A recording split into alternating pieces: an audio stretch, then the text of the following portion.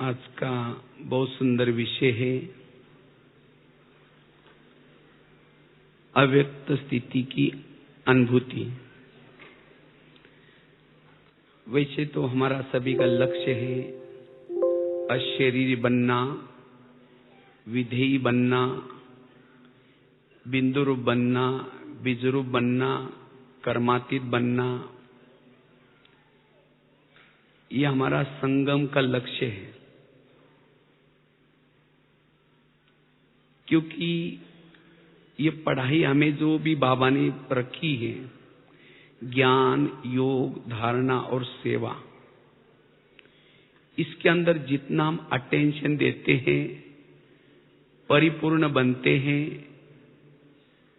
उसका पुरुषार्थ करते हैं, उसकी धारणा करते हैं, उतना हमारी ये स्थिति आएगी। क्योंकि इस अव्यक्त स्थिति से, अशरीरी स्थिति से, आत्माभिमानी स्थिति से हमारे जीवन में दैवी गुण, दैवी संस्कृति आएगी। जो हम सत्युग में जा रहे हैं, अगर उस सत्युग के संस्कार को हमें भरना है, उसके लिए इस व्यक्त दुनिया में रहते हुए भी हमें अपनी स्थिति को अव्यक्त बनाना है। इससे हमारे अंदर वो संस्कार आएंगे। इतना ही नहीं, अगर संगम युग का आनंद लेना है, प्रभु मिलन करना है, निरंतर योगी बनना है, कर्म योगी बनना है, इस स्थिति के द्वारा हम बन सकेंगे। इसलिए अव्यक्त स्थिति जरूरी है। जितना हम अव्यक्त स्थिति में रहते हैं, उतना इस दुनिया में रहते हुए भी हम सब कुछ देखते हुए भी, सब कुछ सुनते हुए भी, न सुनने की न देखने की प्रैक्टिस कर सकेंगे। उसका प्रभाव हमारे संकल्प पर, मन पर, बुद्धि पर नहीं आएगा, जिसको कहते हैं बाबा साक्षी अवस्था। अगर हमें साक्षी बनना है तो ये विधेयी या अव्यक्त स्थिति जरूरी है। नहीं तो कईयों की कंप्लेन रहते हैं, पता नहीं हमें सहन नहीं होता, पता नहीं हमें ये बातें दिखाई पड़ते, हमारे संकल्प चलते हैं। इसका मतलब हमारी स्थिति व्यक्त है। अव्यक्त स्थिति अर्थात बेहद, यहां रहते हुए भी हमें यहां से पार वो स्थिति है। इसलिए अगर हम अपने वायुमंडल को अच्छा बनाना चाहते हैं, कर्म योगी बनना चाहते हैं, इस स्थिति के अनुभूति में रहना है। इस स्थिति में रहने से हमारी सदा हर्षित मुक्त स्थिति रहेगी। हमें किसी के अंदर के दुर्गुण अवगुण दिखाई नहीं पड़ेंगे। अव्यक्त स्थिति में रहने वालों को किसी के अवगुण, किसी की बुराइयां, कमजोरियां दिखाई नहीं पड़ेगी। इसलिए वर्तमान समय हमें इसी स्थिति में रहना है। इस स्थिति में रहने से हमारे वाणी में बल आता है, हमारे संकल्पों में बल आता है। इतना ही नहीं, हमारे जीवन की सारी समस्याओं का समाधान हो जाता है। क्योंकि इस स्थिति में रहने से हमें सच्चा सुख मिलता है, अति इंद्रिय सुख मिल जाता है। और जिसको यह अति इंद्रिय सुख मिल जाता है, ऐसी आत्मा समस्याओं का समाधान करती है, कारणों का निवारण करती है, निगेटिव को पॉजिटिव बनाती है और अपना टाइम वेस्ट नहीं करेगी। इसलिए अव्यक्त स्थिति में रहना है। अव्यक्त स्थिति में रहने से निर्भयता, धैर्यता, शांति आदि आदि हमारे जीवन में गुण दिखाई पड़ेंगे, एकाग्रता आएगी। एक अव्यक्त स्थिति में रहने से हम एक बाबा के प्रभाव में आएंगे, अन्य किसी व्यक्ति के प्रभाव में, कोई वस्तु के प्रभाव में नहीं आएंगे। इतना ही नहीं, अव्यक्त स्थिति में रहने से ही हम इंद्रिय जीत बन सकते हैं, कर्मेंद्रिय जीत। क्योंकि इस स्थिति में रहने से, जैसे कहा, अति इंद्रिय सुख मिलता है, और जिसको ये अति इंद्रिय सुख मिलता है वो इंद्रियों के सुख से भी परे। इंद्रियों के सुख का, जैसे कोई जिलेबी खाता है, अगर उसको मुरमुरा दो उसको फीका लगता है। इसी तरह जिसने अव्यक्त स्थिति के द्वारा आत्मा अनुभूति, परमात्मा अनुभूति की, जिसने अतीन्द्रिय सुख की अनुभूति की, उसको ये इंद्रियों का सुख, संसार का सुख, पुराने संस्कारों का सुख फीका लगता है। इसीलिए इस स्थिति के अनुभूति में रहना है। इस स्थिति में रहने वाला सदा ये गीत गाएगा, पाना तासो पालिया, मुझे कुछ नहीं चाहिए। उसकी कोई कामनाएं, कोई इच्छाएं, कोई तृष्णाएं नहीं होगी। आत्मा तृप्त अनुभव करेगी। इसीलिए अव्यक्त स्थिति का अनुभव करना है। जितना हम अव्यक्त स्थिति में रहते हैं, जैसे कहा, एक तो वायुमंडल को अच्छा बना सकेंगे, मनसा सेवा कर सकेंगे। अव्यक्त स्थिति मतलब एक जैसे कोई सूर्य है, जैसे सूर्य जब उगता है उसे कितनी सारी सेवा ऑटोमेटिकली होती है। इसी तरह जितना हम अव्यक्त स्थिति में रहते हैं, हमारे द्वारा अनेकों की सेवा हो जाती है।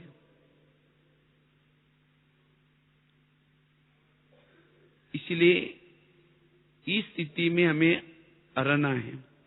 तो इस स्थिति में रहने के लिए हम क्या पुरुषार्थ करें, उसके पर अब थोड़ी चर्चा करते हैं। जैसे कहा, एक तो हमारा लक्ष्य ही है अशरीरी बनना, विधेयी बनना, विजरूप बनना, जिसको बाबा कहते हैं बाप समान बनना। ये लक्ष्य है। क्योंकि हमारे दो लक्ष्य हैं, एक है संगम का लक्ष्य, दूसरा है सतयुग का लक्ष्य। जो संगम के लक्ष्य तक जाता है उसको सतयुग के लक्ष्य तो ऑटोमेटिकली मिल जाता है। संगम की लक्ष्य की परछाई है सतयुग का लक्ष्य। देवता बनना, उच्च पद प्राप्त करना, उसके लिए कि हमें सोचने की जरूरत नहीं है। हम क्या पद पाएंगे, क्या बनेंगे, अब कितना दिन बाकी है। मुझे रोज इस स्थिति में रहना है। इस स्थिति में रहने से सतयुग का लक्ष्य तो मिल ही जाएगा। इसीलिए बाबा कहते संगम के लक्ष्य तक पहुंचो। तो इस स्थिति का अनुभव करने के लिए 5-6 बातों पर अटेंशन।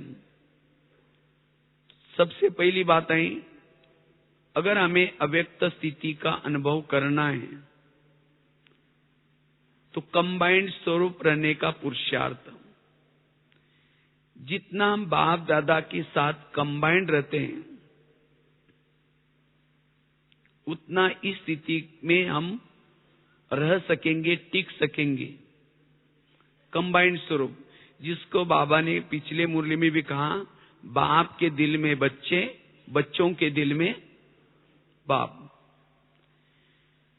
लेकिन बाबा हमारे दिल में कब बैठेगा, कब वो अनुभूति कर सकेंगे? इसके लिए हमारा दिल कैसा चाहिए? स्वच्छ चाहिए, साफ चाहिए। वास्तव में ये जो ज्ञान है टोटल, ये ज्ञान है हम अपने दिल को स्वच्छ करने का। दिल मतलब बुद्धि। एक होता है शरीर का दिल, दूसरा होता है आत्मा का दिल। तो दिल में, बाप के दिल में बच्चे और बच्चों के दिल में बाबा। माना अब हमारे बुद्धि के ऊपर कोई भी व्यक्ति का, कोई भी बातों का प्रभाव ना हो, तब हमारी बुद्धि सदा बाबा के साथ लगी रहेगी, ऊपर लगी रहेगी। और जिसकी बुद्धि ऊपर लगी रहती है, भले वो शरीर से यहां चल रहा है, शरीर में यहां कर्म कर रहे हैं, लेकिन यहां होते हुए भी वो उपराम है, वैरागी है। और ऐसी स्थिति में रहने वालों को ही कहेंगे अव्यक्त स्थिति। हमें अब किसी के भी प्रभाव में नहीं आना। जैसे अर्जुन को कृष्ण अर्जुन को 18 दिन तक यही समझा रहा था, लेकिन वो बार बार कहता है कि नहीं, ये मेरे भाई हैं, ये मेरा गुरु है, जिन्होंने मुझे पढ़ाया, मैं इनको कैसे भूल सकता हूं, ये सब मेरे भाई हैं। तो कृष्ण उसी प्रश्न के उनको जवाब देते देते 18 दिन के बाद उनका दिल स्वच्छ हो गया, अपने बुद्धि से सबको निकाला। तो इसी तरह 80 वर्षों से बाबा हमें जो पढ़ा रहे हैं, भिन्न भिन्न टॉपिक के ऊपर भिन्न भिन्न बातें बता रहे हैं, ये सब किसी लिए? ये सब एक बुद्धि में बाबा ही बैठे। इतना सारा समझाने के बाद फिर भी मेरी बुद्धि बार बार कहीं और जाती है,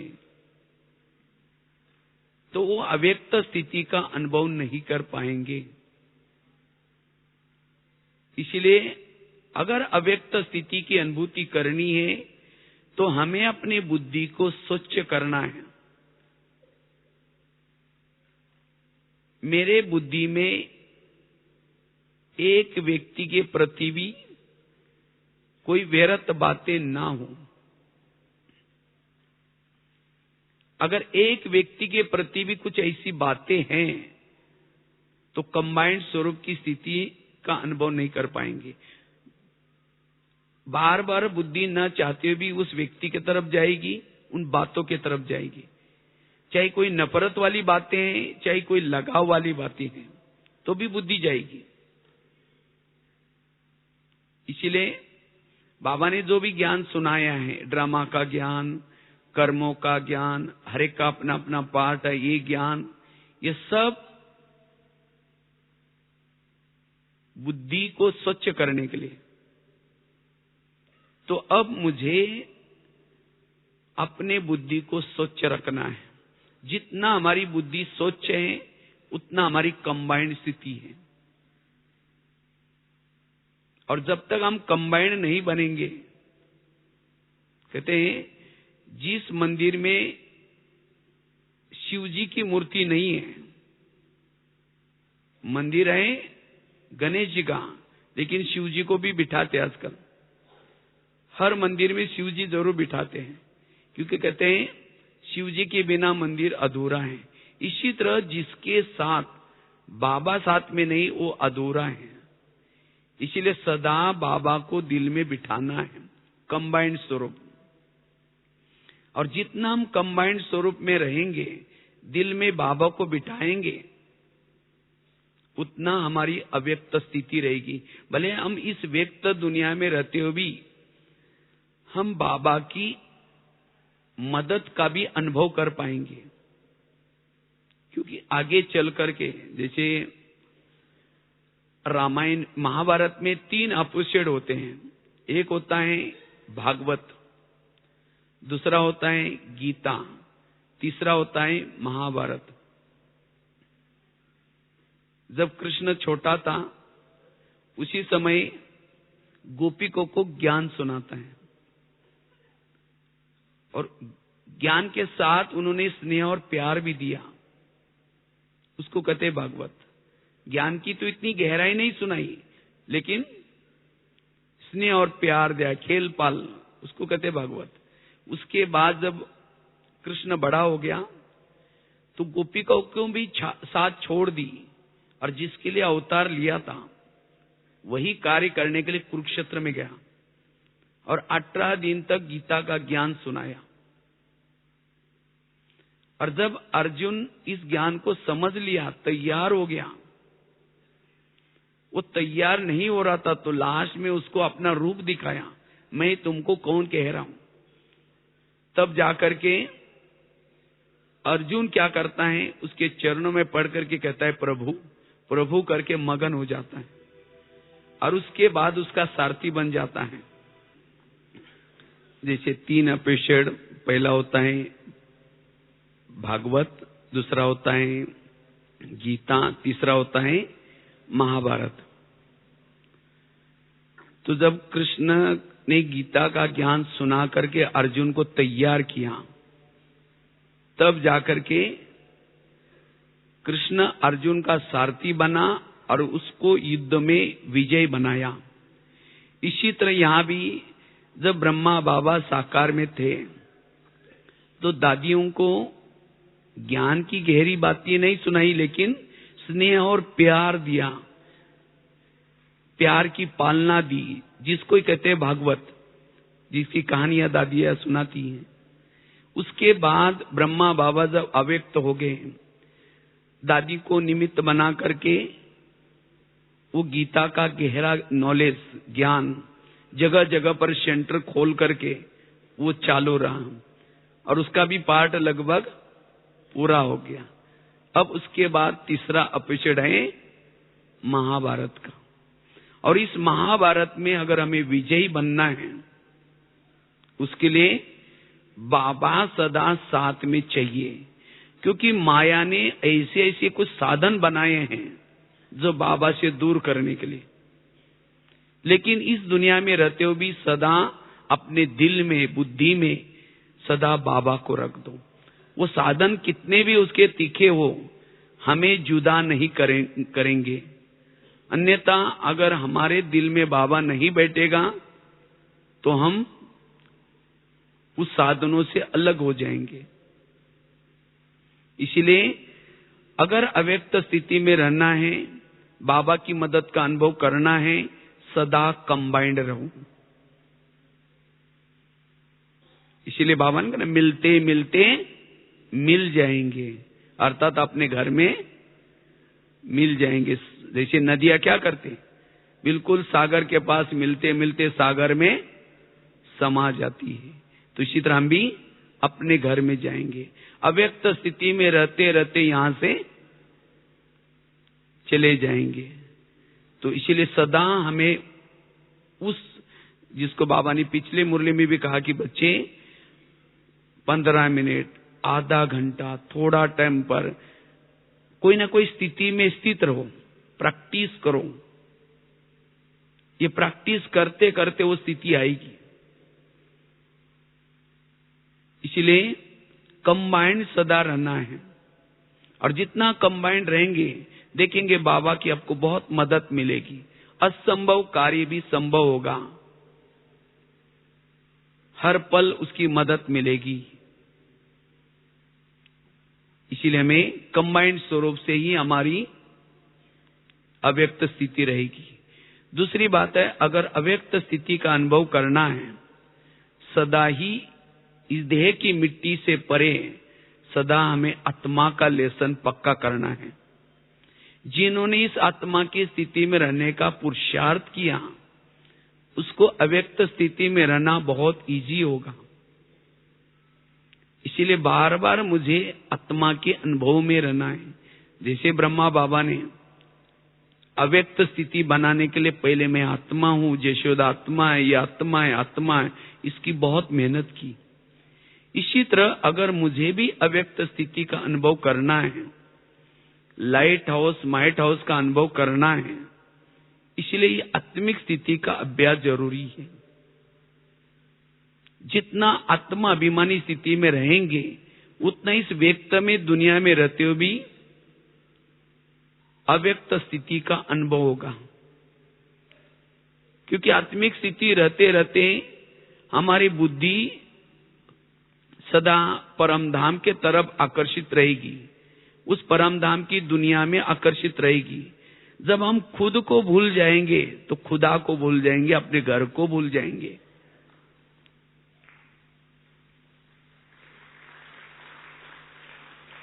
इसलिए हमें आत्मा अभिमानी की प्रैक्टिस करनी है। लेकिन ये आत्मा अभिमानी स्थिति कुछ बातों का रिजल्ट है। अगर इस स्थिति का अनुभव करना है तो आत्मा के जो ओरिजिनल 7 गुण हैं, शांत स्वरूप, आनंद स्वरूप, शक्ति स्वरूप, प्रेम स्वरूप, सुख स्वरूप, इस 7 स्वरूप में जितना टिकेंगे उतना हम आत्मिक स्थिति में टिक सकेंगे। आत्मिक स्थिति से हमारी वो अव्यक्त स्थिति अनुभव कर सकेंगे। इसलिए आत्मा अभिमानी की प्रैक्टिस, जितना हम विधि से, जब भी हमें योग का टाइम मिलता है, उस योग के टाइम पर अगर जितना विधि से योग करेंगे, इससे हमारी आत्मा की बैटरी चार्ज होगी और जिससे हम सारा दिन अव्यक्त स्थिति में टिक सकेंगे। क्योंकि हमें थोड़ा सा टाइम निकाल करके तपस्या करनी है, योग करना है, जिसको बाबा कहते हैं याद की यात्रा। लेकिन वो याद की यात्रा हमारी यथार्थ हो। जितना यथार्थ लगन से हम याद की यात्रा करते हैं, आत्मा की बैटरी चार्ज हो जाती है। और जिसकी आत्मा की बैटरी चार्ज है, वो सारा दिन इस व्यक्त की दुनिया में रहते हुए भी, व्यक्त की दुनिया की बातों का कारोबार करते हुए भी अव्यक्त स्थिति में रह सकता है। इसलिए आत्मा अभिमानी स्थिति को बनाना है, ये मेहनत करनी है। तो आत्मा अभिमानी स्थिति से ही हम अव्यक्त स्थिति की अनुभूति कर सकेंगे। तीसरी बात है, अगर हमें अव्यक्त स्थिति की अनुभूति करनी है तो सदा हल्के रहना है। हल्के, कभी भी भारी नहीं बनना है। फरिश्ता क्या है? जो हल्का रहता है। जो मुझे ड्यूटी मिली है, जो मुझे कारोबार मिली है, जहां मुझे रखा है, जिन लोगों के बीच में रखा है, हल्के, वहां हल्के रहना है, भारी नहीं बनना है। भारी तब बनते हैं जब हम क्वेश्चन करते हैं, चिंतन करते हैं, निगेटिव सोचते हैं। इसीलिए हल्के बनना। वास्तव में ये ब्राह्मण जीवन हमारा स्टूडेंट लाइफ है। हम एक बहुत बड़ी यूनिवर्सिटी में पढ़ रहे हैं और इस यूनिवर्सिटी में पढ़ रहे हैं और इस यूनिवर्सिटी का सर्टिफिकेट क्या है? फरिश्ता। और जो फरिश्ता वाला सर्टिफिकेट जिसके पास होगा उसको ही सतयुग की नौकरी लगेगी, देवता बनेंगे। देवता बनने के लिए हमें हल्के बनने की जरूरत है। इसलिए हमें सदा हल्के रहना है। दादी प्रकाश मणि को किसी ने, मीडिया वालों ने प्रश्न पूछा था, दादी जी आप इतना कारोबार होने के बाद भी आप हल्के खुश कैसे रहते हैं? तो दादी ने बहुत अच्छा जवाब दिया, कहा कि जब भी मैं रात को सोती हूं, बाबा के कमरे में जाती हूं, बाबा को कहती हूं, बाबा ये सारे जोन तेरे, सेंटर तेरे, जिज्ञासु तेरे, ये सब बहनें तेरी, मैं खुद भी तेरी, तुम जाने तुम्हारा काम जाने। तो इसी तरह हम भी रोज रात को सोते समय, बाबा ये दुकान तेरा, खेती तेरी, ये बच्चे तेरे, मैं खुद भी तेरी, तुम जाने तुम्हारा काम जाने। सब बातें बाबा को देख करके सो जाऊं। जहां मेरा है, दादी कहती थी, ऐसा नहीं कि तेरा करके दादी मधुवन निवासियों को डोंट केयर नहीं करती थी। वो ये समझती थी कि बाबा के बच्चे हैं और मुझे उनकी पालना करने के लिए बाबा ने सेवा दी। इसी तरह घर के जितने भी लोग हैं, हम सभी मधुवन निवासी हैं, यहां से वहां सेवा के लिए गए हैं। जैसे बहनें सेंटर पर रहती है, जिज्ञासु आती है, उनका पालना करती है। इसी तरह घर में रहते हुए भी ये समझो कि मुझे बाबा ने मधुवन से भेजा है और इन लोगों के साथ मेरा कोई कार्मिक अकाउंट है, मुझे उनकी दिल से सेवा करनी है। वो मेरे नहीं है, मुझे उनकी सेवा करनी है, तब मेरा उनके साथ का कार्मिक अकाउंट चुक्त होगा। इसलिए सेवा समझ करके करो, दिल से करो, हल्के होकर के करो। मेरा समझ करके करेंगे तो फिर कहेंगे मेरे बच्चे सुनते ही नहीं है। बाबा कहेगा तुम्हारे तुम जाने, तुम्हारा काम जाने। अगर बाबा का समझेंगे, बाबा आपका बच्चा है, उसने कुछ कहना नहीं माना, तो बाबा की हेल्प मिलेगी। इसलिए सारे बोझ बाबा को दो। बाबा का बनने के बाद फिर भी बोझ लेके चलेंगे, उसको समझदार कहेंगे। कहते एक माता जी थी, खेती में गई, बहुत कुछ सब्जियां, कुछ फल फूल तोड़े, गठड़ी बड़ी हो गई, जैसी की वैसे रोड पर आई और सबको कहते हैं रुको भाई, मुझे भी लेके चलो, रुको। कोई रुकता ही नहीं। हाईवे था, गाड़ियां फास्ट जा रही थी। एक कार वालों को दया आई, उसने सोचा कि बुढ़िया है, इतनी बड़ी गठड़ी है, गाड़ी को रोक कर उसको क्या क्या पीछे बिठाया, चल पड़ा। अचानक रास्ते में उसको याद आया, मैंने तो उसको पूछा ही नहीं कि कहाँ उतरना है। तो गाड़ी को रोक करके पीछे मुड़कर उसको कहा कि माता जी आपको कहाँ उतरना है। जब पीछे मुड़कर देखा, उसकी गठड़ी उसके सिर पर है। बैठी है गाड़ी में और गठड़ी, उसको कहा कि माता जी आप सीट पर रखो ना। कहते बेटा आपने मुझे गाड़ी में बिठाने की मेहरबानी की, मैंने सोचा कि तुम्हारी गाड़ी को बोझ क्यों, इसीलिए मैंने अपनी गठड़ी। तो इसी तरह बाबा का बनने के बाद फिर भी हम बोझ सिर पर लेके चलेंगे, कैसे लगेगा? समझदार कहेंगे। इसीलिए बाबा का बनने के बाद सारे बोझ किसको दो? बाबा को दो। हल्के बनो, और जो हल्का बनता है वो सदा अव्यक्त स्थिति में रह सकता है, वो फरिश्ता बन सकता है। इसीलिए हमें हल्के रहना है। चौथी बात है, अव्यक्त स्थिति के लिए पुरुषार्थ क्या क्या करना है। पहली बात बताई, सदा कंबाइंड स्वरूप में रहना है। दूसरी बात कौन सी बताई? आत्मा अभिमानी स्थिति में रहना है। तीसरा कौन सा बताया? सदा हल्के रहना है। चौथी बात है, अगर अव्यक्त स्थिति की अनुभूति करना है, अपने संकल्प को कम चलाने का पुरुषार्थ करना है। जिसके संकल्प कम पॉजिटिव, उतना वो शक्तिशाली, उतना वो अव्यक्त स्थिति की अनुभूति कर सकता है। इसलिए अपने संकल्प को कम चलाना है। वास्तव में ये जो नॉलेज बाबा ने दिए हैं, जैसे कहा ना, पहला लेसन हमारा आत्म अभिमानी स्थिति का, और लास्ट का लेसन भी आत्म अभिमानी स्थिति का लेसन। ये बीच का नॉलेज जो डीप में है, वो किस लिए? हमारे संकल्प कम से कम चलने के लिए। चाहे ड्रामा का नॉलेज बाबा ने दिए हैं, किस लिए दिए हैं? ये ड्रामा का नॉलेज जिन्होंने समझ लिया अच्छी तरह, वो कभी भी नेगेटिव नहीं सोचेगा। क्या हुआ, क्यों हुआ, कैसे हुआ, क्योंकि ड्रामा में पता है कि ड्रामा तो कल्याणकारी है, ड्रामा की हर घटना कल्याणकारी है, फिर निगेटिव क्यों? कर्मों की गुह्य गति का नॉलेज, ये भी किसी लिए है? आज हमारे जीवन में जो भी कुछ प्रॉब्लम्स आते हैं, समस्या आती है, क्यों आते हैं? ये समस्या हमारे ही कोई कर्मों का परिणाम। पिछले जन्मों में जो भी कुछ गलत कर्म किए हैं, उससे समस्या पैदा होगी।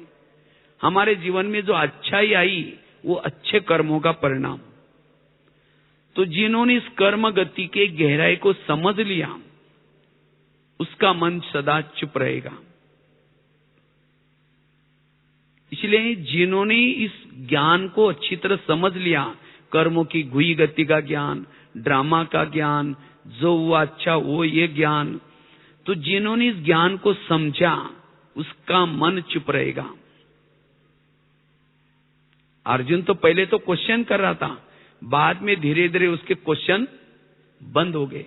जब उसके क्वेश्चन बंद हो गए, तब उसका वो सारथी बना। इसी तरह अभी भी हम क्वेश्चन करते, ये क्यों हो रहा है, ये ऐसा क्यों हो रहा है, ये ऐसा क्यों करता है।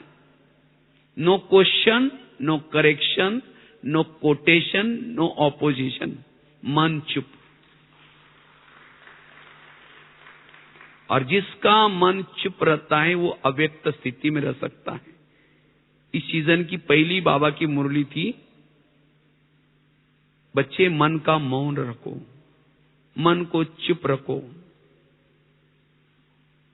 और जिन्होंने इस मन को चुप रखने का पुरुषार्थ किया, वो धीरे धीरे लाइट हाउस बनता जाएगा, वो माइट हाउस बनता जाएगा, वो धीरे धीरे कर्मातीत अवस्था को प्राप्त करेगा।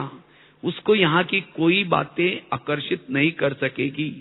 जैसे बाबा अंत समय में समाचार भी सुनते थे उपराम होकर के, बाबा कहते थे बच्चे समझ लिया, मैंने समझ लिया आप क्या कहना चाहते हो।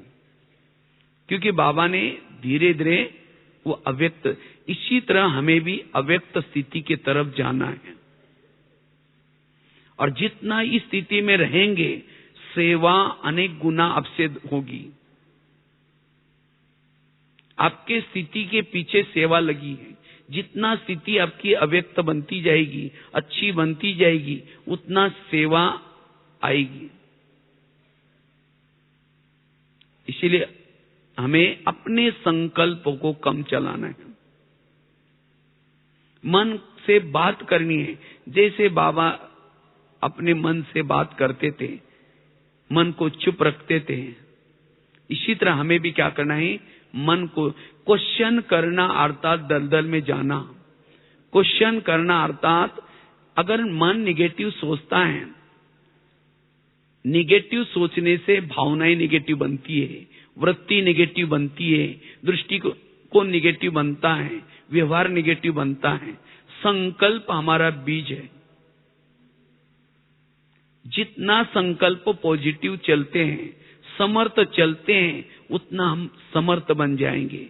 वास्तव में अव्यक्त स्थिति अर्थात समर्थ सोचना, समर्थ कर्म करना, समर्थ व्यवहार करना, कमजोर नहीं। और वो है मास्टर सर्वशक्तिवान। इसलिए हमें व्यर्थ संकल्प से मुक्त बनना है। व्यर्थ सोचने से वायुमंडल भी व्यर्थ बनता है, वो और ही देहाभिमान में आता है। कई कई भाई बहने क्वेश्चन करते हैं, मुझे आत्मा का अनुभव नहीं होता है, मुझे परमात्मा का अनुभव भी नहीं होता, कंबाइंड स्वरूप का अनुभव नहीं होता। कारण क्या है? निगेटिव सोच। इसलिए अपने सोच को पॉजिटिव चलाना है, ज्ञान के आधार से चलाना है। और जितना हमारा मन भारी है, उतना हमें शरीर की भी थकान, मानसिक भी थकान, इस ज्ञान मार्ग में चलने का भी थकान होगी। इसीलिए उमंग उत्साह सदा रखना है। इसीलिए बाबा ने कहा सदा खुश रहो, सदा खुश रहो। जो खुश रहता है वही खुशी बांटता है। तो खुश रहने का आधार है मन सदा हमारा हल्का हो, क्योंकि मन के अंदर क्या चलता है वो चेहरे पर दिखता है। इसीलिए जो बीती हुई बातों को याद करता है, बीती हुई व्यवहार को याद करता है, उसकी खुशी गायब हो जाती है। जब खुशी गायब होगी, मन भारी हो गया, निगेटिव सोच आए, वो अव्यक्त स्थिति का अनुभव नहीं कर सकता। इसलिए संकल्पों को कम से कम चलाना है, और इससे हम निरोगी भी बन जाएंगे। जितना हमारा मन पॉजिटिव सोचेगा, निरोगी भी बनेंगे, उतना हमारी ज्वाला स्वरूप स्थिति बनती जाएगी, उतना हमारी बीजरूप बिंदुरूप स्थिति बनती जाएगी। इसीलिए व्यर्थ संकल्प से मुक्त। 4 बातें हो गई। 5वीं बात है, अगर हमें अव्यक्त स्थिति की अनुभूति करनी है,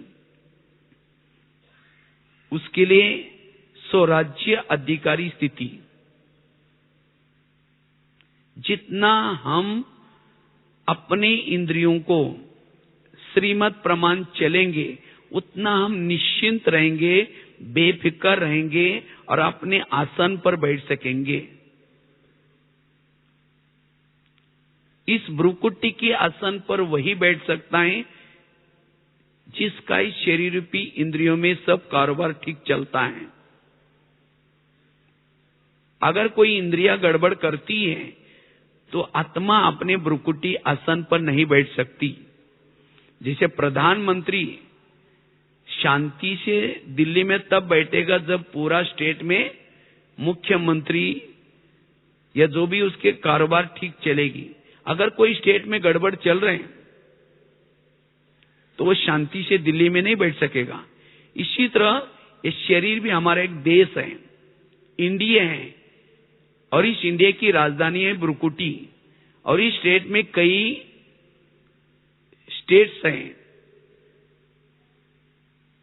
कई नवाब हैं, कई अलग अलग बॉर्डर पर रहने वाले सिक्योरिटी हैं। अगर ये सब ठीक है, आपके ऑर्डर प्रमाण है, तो आप अव्यक्त स्थिति का अनुभव कर सकेंगे, निश्चिंत होकर के भ्रुकुटी आसन पर बैठ सकेंगे। अगर पाकिस्तान के बॉर्डर के तरफ रहने वाला बीएसएफ का ऑफिसर कोई आतंकवादी को मिला है और आतंकवादी कहते हैं कि ये बोरी एक थैला ले लो पैसे का और हमको अंदर जाने दो, वो कहेगा मैं कहां ठंडी में मरूं, इसके बजाय एक बोरी थैला ले लो और इसको छोड़ दो, तो अंदर भारत में क्या हालत होगी। तो इसीलिए उस बीएसएफ ऑफिसर को, उस बॉर्डर के सैनिक को क्या करना पड़ेगा, देश प्रेमी बनना पड़ेगा। उस एक थैले बोरी पैसे से भी इंपॉर्टेंट क्या है, देश का प्यार। अगर वो ठीक है तो भारत में कुछ ही नहीं हो सकता। इसी तरह ये शरीर रूपी हमारा इंडिया है, और इस इंडिया का बीएसएफ ऑफिसर कौन, कान मुंह आंख। अगर यही माया से मिले हैं तो आज हमारे जीवन में प्रॉब्लम्स निर्माण होते हैं। इसीलिए बाबा ने किया क्या पुरुषार्थ, ब्रह्मा बाबा ने रोज अपना सवेरे और शाम दरबार लगाया, और उस दरबार ने बाबा ने क्या किया, एक एक इंद्रियों को ऑर्डर प्रमाण चलाया। बाबा की डायरी मिली थी, बाबा रोज अपने कर्मेंद्र का दरबार उसमें लिखा था। हे मन, तुमने वजीर के साथ उसके साथ क्यों मिला, तुमने ये क्यों ऐसा किया, मैं तुम्हें सजा देना चाहता हूं, तुम मेरे पास आओ, इतना बजे मैं तुम्हारे से मुलाकात लेने वाला हूं। लेकिन आज हमारा इसके तरफ ध्यान नहीं है। इसलिए कहते हैं ना, अंधेरी नगरी चौपट राजा, टके चरबाजी टके चर काजा। इस नगरी का राजा सोया है, जो चाहे हो रहे। इसीलिए हमारे संकल्प चलते हैं, खुशी गायब हो जाती है। इसीलिए हमें रोज इंद्रियों का दरबार लगाना है। अगर कोई इंद्रिया हमारी कहना नहीं मानती, उसको शिक्षा दो, सावधान करो। तब हम जितना हम निर्विघ्न हैं, इसलिए कहते हैं ना बाबा, चैरिटी बिगिंस एट होम। आप अपने घर से शुरुआत करो। घर कौन सा, लौकिक घर नहीं, ये शरीर आत्मा का पहला घर है। इस घर में रहने वाले सब ज्ञान में चले, और इस घर में रहने वाले अगर ज्ञान में श्रीमत प्रमाण चल रहे, कान श्रीमत प्रमाण चलता है, आंखें श्रीमत प्रमाण चलती है। अगर हमारी हर इंद्रियां श्रीमत प्रमाण चलेगी, उतना हम निश्चिंत रहेंगे, निर्विघ्न रहेंगे, उतना हम अव्यक्त स्थिति का अनुभव कर सकेंगे। इसीलिए रोज इनका दरबार लगाना है, इनकी पूछताछ करनी है। जैसे अगर बच्चा कोई गलत काम करता है, क्यों करता है?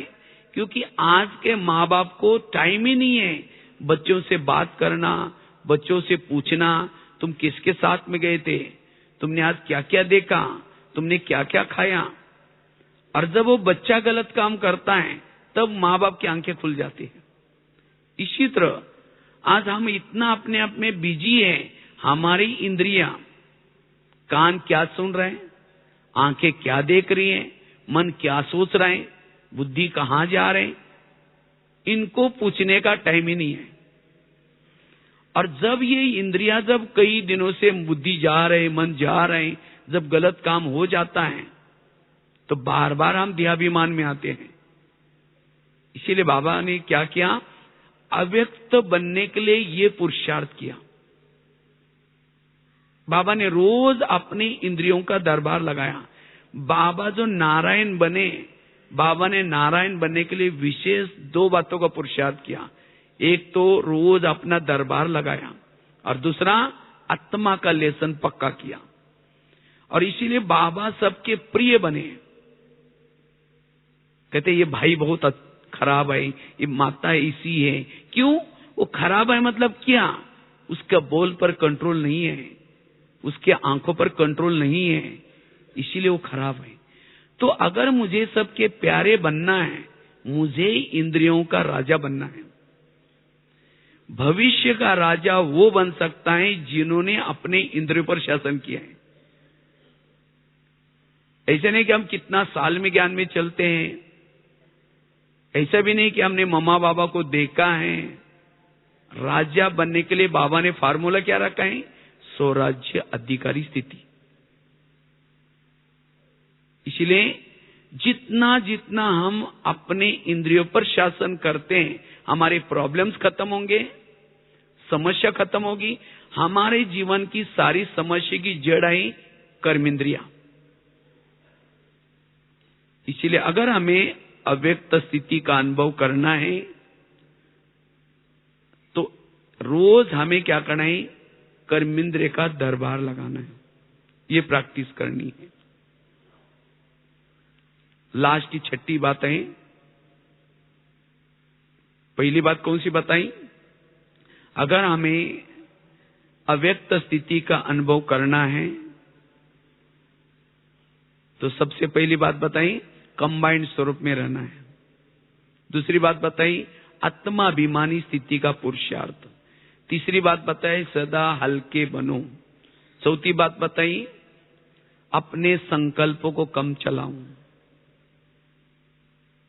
और 5वीं बात बताई, रोज हमें स्वराज्य अधिकारी बनना है।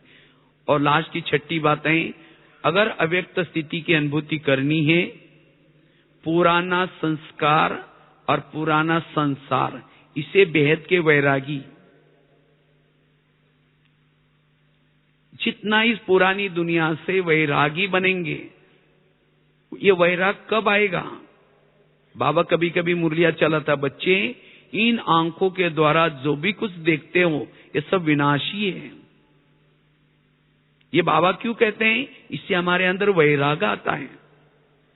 तो जितना हमारे पुराने संस्कारों से वैराग आएगा, अगर पुराने संस्कार के वश बार बार होते रहेंगे तो अव्यक्त स्थिति नहीं बनेगी। क्योंकि जब हम संस्कार के वश हो जाते हैं कि कमाई हमारी चट हो जाती है। इसीलिए अब मुझे पुराने संस्कार के वश नहीं होना है। माया तो अलग अलग रूप धारण करके आएगी, लेकिन पुराने संस्कार वो कब वश हो जाते हैं?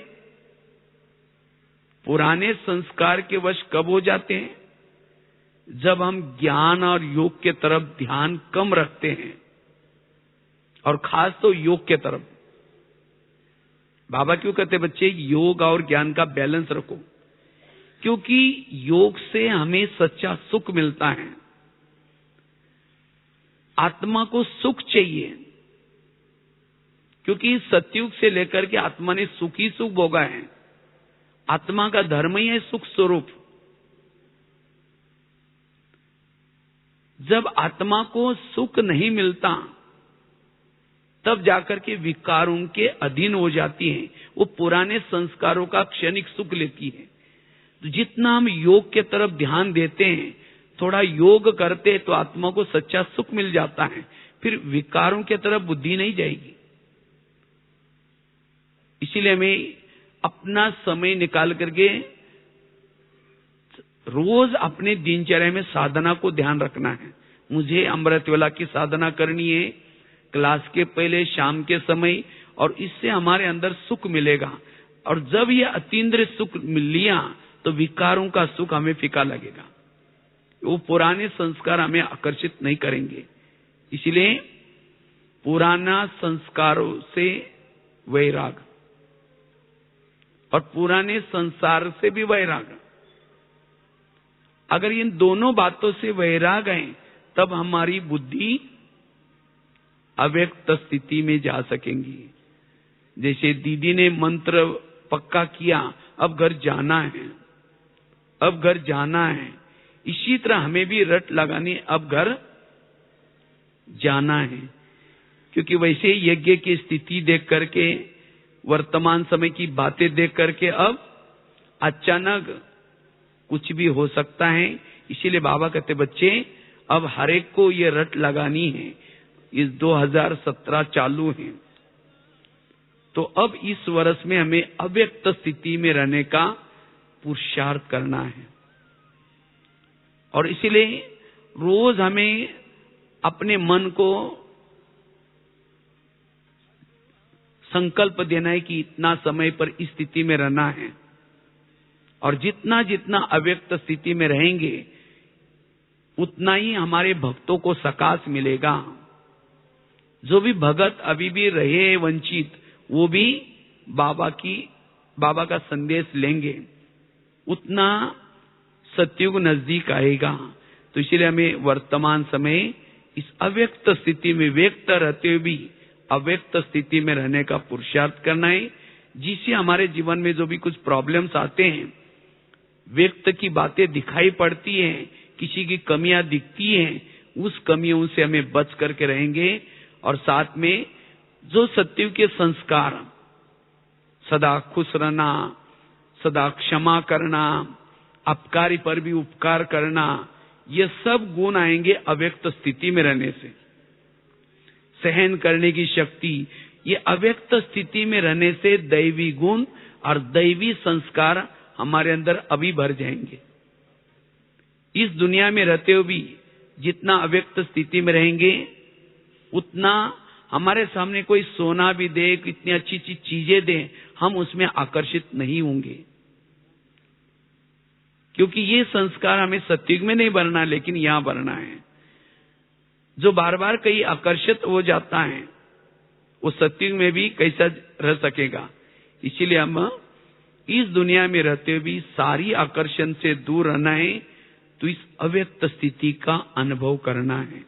और अव्यक्त स्थिति के अनुभव से निरंतर हम प्रभु से दूर नहीं रहेंगे, निरंतर योगी बन सकेंगे, निरंतर आत्मा अनुभूति कर सकेंगे, परमात्मा की अनुभूति कर सकेंगे, और जीवन में आने वाली जो भी छोटी मोटी प्रॉब्लम्स हैं, बाबा की मदद का अनुभव कर सकेंगे। इसीलिए सदा हमें इस अव्यक्त स्थिति में रह करके सदा रहना है।